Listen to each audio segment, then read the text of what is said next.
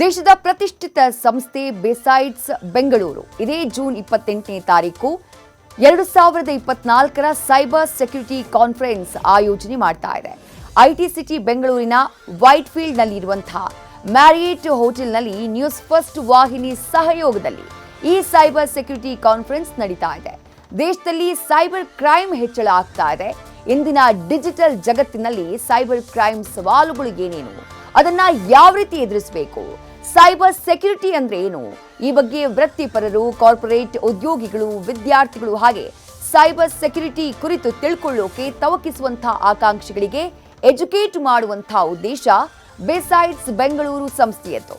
ಇನ್ನು ಕಾನ್ಫರೆನ್ಸ್ಗೆ ಮುನ್ನ ಜೂನ್ 26 ಹಾಗೆ 27ನೇ ತಾರೀಕು ಸೈಬರ್ ಸೆಕ್ಯೂರಿಟಿ ಕುರಿತು ಟ್ರೈನಿಂಗ್ ಕೂಡ ಇರಲಿದೆ.